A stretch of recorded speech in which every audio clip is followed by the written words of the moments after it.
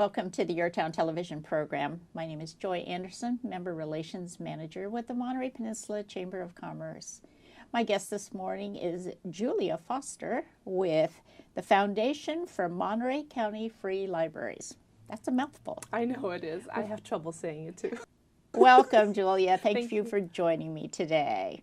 Okay, so tell me about the foundation a little bit and the purpose and your mission and things like that. I can do that. Okay. So the foundation has actually been around for quite a while. We are completing our 28th year now.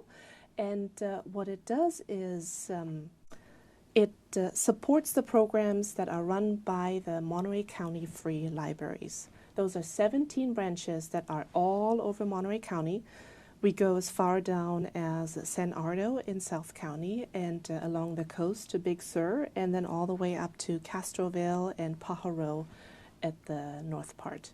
And the foundation's mission is to support the literacy programs that the libraries put on and just do general academic support. And we do that through our homework centers. We run 10 homework centers all throughout the branches throughout the year. And in the summer, we have summer reading programs in 14 of our branches where we kind of sneak in the reading a little bit through artistic performances and just different arts and crafts activities that the kids do. And it's always a great deal of fun. Oh, that sounds fantastic. So this is a nonprofit organization.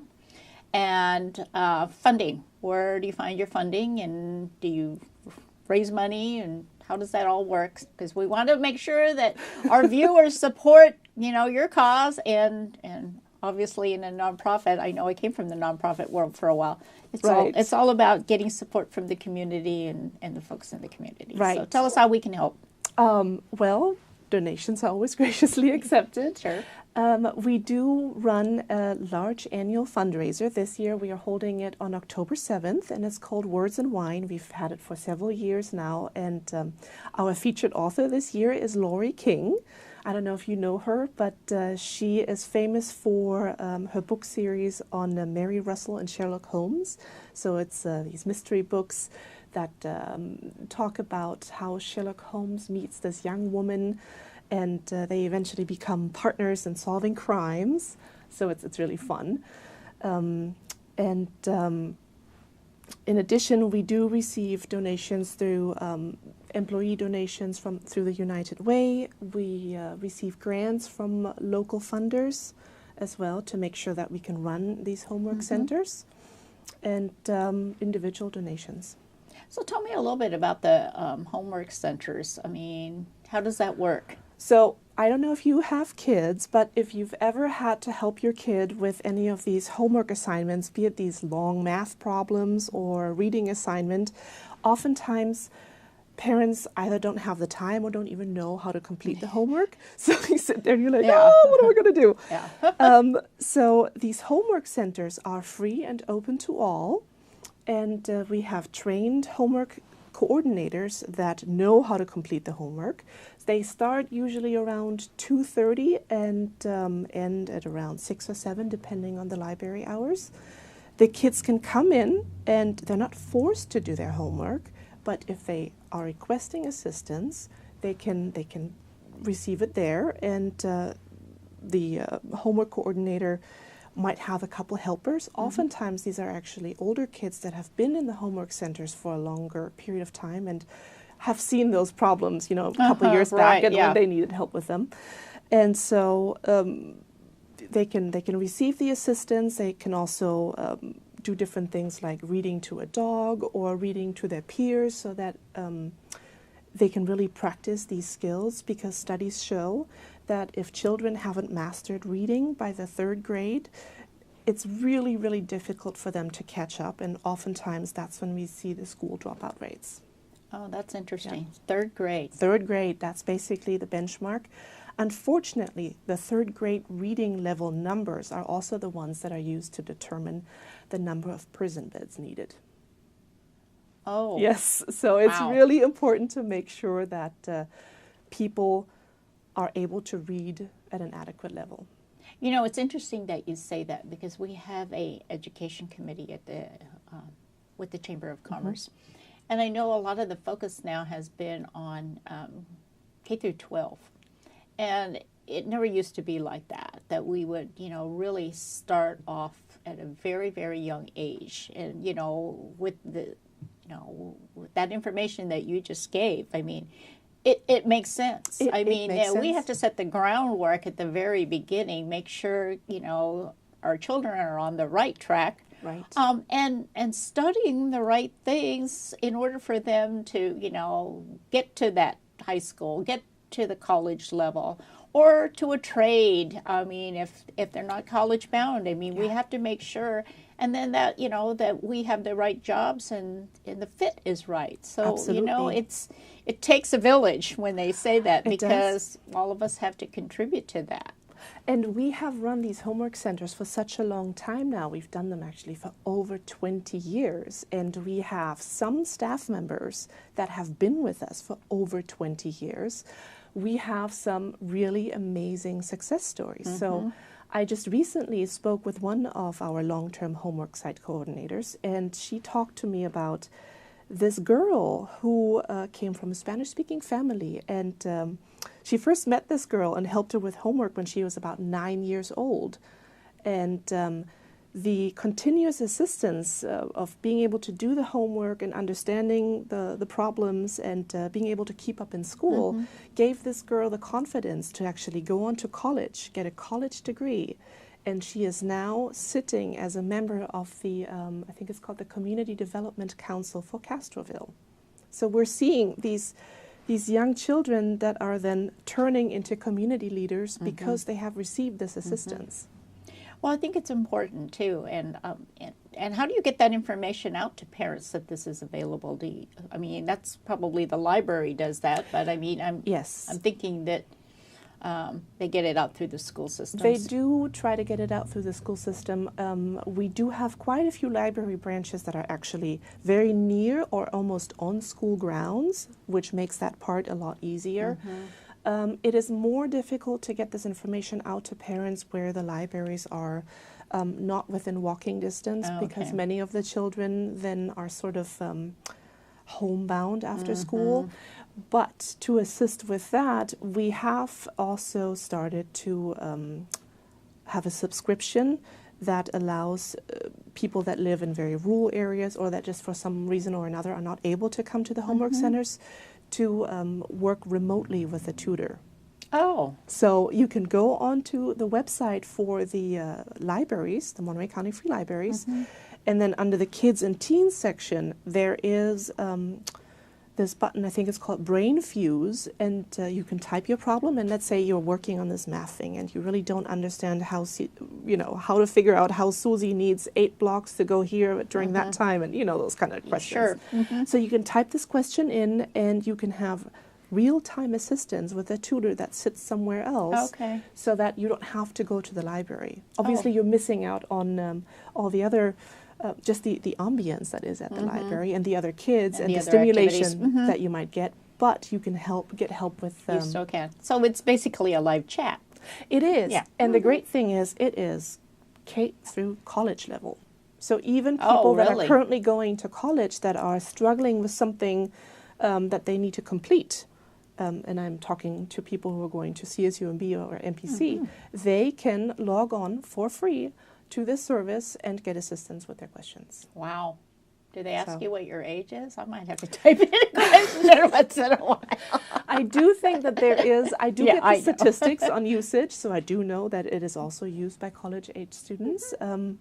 So I do think they well, that's a great service, and I don't think people know about that. I know. That's why I'm hoping to share this information. So, and I know this is more of a library question, and it's not really a foundation question, but I'm going to ask it anyway. The Monterey County Free Libraries, so anybody can go to any of these libraries, correct? Yep. And Always open they and free they to get all. a card and they can use Yep. it at any one of the branches. Any of the branches that belong to the Monterey County Free Libraries group. Okay. So there are a couple libraries within Monterey County that are not part of the system. Okay. So the city of Salinas has its own libraries. Right. The city of Monterey has its own library, and then Pacific Grove and Carmel have each their own library. Okay. But Carmel Valley is part of our system. And, but- and Seaside is. And Seaside is as well, Seaside. yes. Okay. But even if you were to go to the Monterey Library, and let's say you went through the catalog and found a book that you really wanted, but the Monterey Library didn't have it, but one of the free libraries has it, they would still do the interlibrary Right, loan. yeah. So, My husband does that all the time. oh, nice. Yeah. I He love loves that that system. feature, and then they just let him Yes. know, and he Yes. turns it back So in there's wherever no he needs it. discrimination between the no. branches. Yeah, no. Everybody's there to help, so that's fantastic. Exactly. So let's talk a little bit about Julia too. And I know you've been Okay. in nonprofits for a while, but we were talking earlier about detecting your accent, and so Right. it's like, okay, where are you originally from then? So I was born and raised in Germany, in case you haven't figured out the accent by now. And I came here for the first time at the age of 16. I did a high school exchange in Texas, out of all places. And I did meet my now husband in high school back then. Oh, wow. I know, it's a long story. And we dated long distance for 10 years until I finished my school in Europe, because I also went to school in Spain. And then we decided to give this a real try, and I came over, and we dated for a little while. Things went well, and now here I am, mother of two, and married. That's fantastic. So how old are your children now? They are 6 and 2, so the reading is actually really what I experience right now with my son as he's going through kindergarten and he's learning to, sound out the words and trying to read. Well, that keeps you busy. It keeps me very busy. Yes, so Yes. yeah. And I'm sure, do you have time for anything else? I am actually a member on the board of AFP, and the foundation is a member of the Peninsula Chamber. So So you keep active in Yeah, different community things. definitely. Well, that's good. And so we talk about this segment, and we really focus on, what it's like to live and work on the Monterey Peninsula. And tell me, what do you love about living and working here compared to other places that you've Compared to lived? other places. So Germany does have a coast, but I'm not from the coast, so I'm still amazed that now I live in a place where I can actually hear the ocean from my house, which is just mind-boggling to me. Both of my children were born here, so that's why this is a very special place. And I now work with an organization that does things that are near and dear to my family. So I just love it. It's a perfect combination. It is a great combination. Plus, it's a very diverse place where you have people from all sorts of different backgrounds. You have the schools here that have students from all over the United States and international students. You have the military here where you get all sorts of different ideas and just backgrounds. It's great. So what brought you actually to the Monterey Peninsula? I was accepted at the back then Monterey Institute. Okay. And I did my master's there in international public policy. And after that, we just stayed. we got stuck. We got stuck? Yes. No, you're Not not a bad place. stuck. You picked it. And Yes. So, and your husband, what is? So my he's husband is a chef. Oh, okay. Yes, he owns his own business. It's called Chef's Palette, Spice Rubs and Consulting, and he specifically focuses on working with the local wineries. So he Okay. does all sorts of wine pairings and wine dinners. He's one of the chefs that usually talks at the Artichoke Festival. He does a demo Okay. there. So yeah. So So I eat perfect. well. I eat well. You eat well. And he's in a perfect place because we have the best wineries. And we're all about food around here. Oh my God! Yes. How can you not? How can we not? How can we not? So, challenges. What kind of challenges does the foundation face? I think one of the biggest challenges that we're facing is that we have not been loud enough in a sense. Not very many people know that we exist and the services that we're offering. I mean, you were surprised to hear about the homework centers, and so are very many other people. And funding based on the fact that not very many people know about us is probably not as optimal as it could be either. So those are obviously two things that we're currently working on to improve. Well, I think that's important. It's just like you said, I didn't really know about the homework centers. And I think that for a lot of us who really see the importance in that and working with kids all the way up to the college level, is such a critical piece for our future, for their future, for our future, and for our community's future. And so I think if we can get that message out, and I'm glad we're doing this because now we can, take this video and send it to everybody that we know. You will find that there will be people that will be great supporters of that. But, I believe so. I think it's a good thing that you are part of the Chamber of Commerce because we will certainly get that message out and help you get that message out for sure. I'm glad to hear that. Because, that's what we do. We want to make sure that things are successful, especially with programs that are really helping everybody. There is no criteria. There is nothing that, will eliminate or... And if you think about the different types of literacy that exist, it's not just children. It's also, if you think of digital literacy, that's even adults, teaching them how do you use the smartphone, how do you log on to this, whatever service it is that you want to use. If it's just Google Maps to find out if your, traffic from Marina to Monterey in the morning is going to be crazy and you better take one of the side roads. If you don't know how to navigate these things, these are also parts of literacy. So even though right now the foundation mostly focuses on children, we also have programs that, or the libraries have programs where they do adult literacy.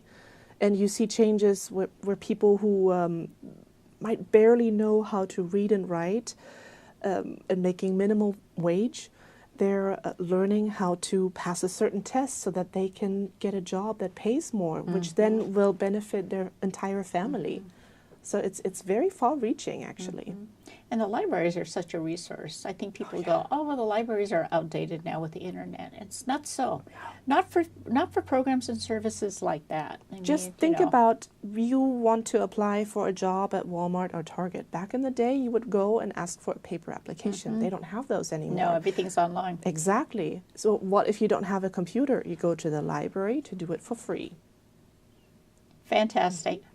I really appreciate all this information. This is wonderful information. I can't wait to share this because we are really very, very fortunate to have these things available to everybody, without any like I said, criteria for accessing this information. So no exclusion. Well, Julia, thank you so much. I really appreciate you spending some time and giving us all this information. Can I mention one last thing? Yes, go ahead. So we're going to have a series of meet and greet for the new executive director, which is me. I would love it if people were interested in coming to our meet and greet in Marina, which is on March 18th from 4:30 to 6:30 at, you guessed it, the library. That's not March 18th. May 18th. May 18th. Okay. It's a Thursday. Yes. All right, I'm sorry about that. That's okay. And you can find more information on their website. Absolutely. Thank you so much. Thank you. Have a great day.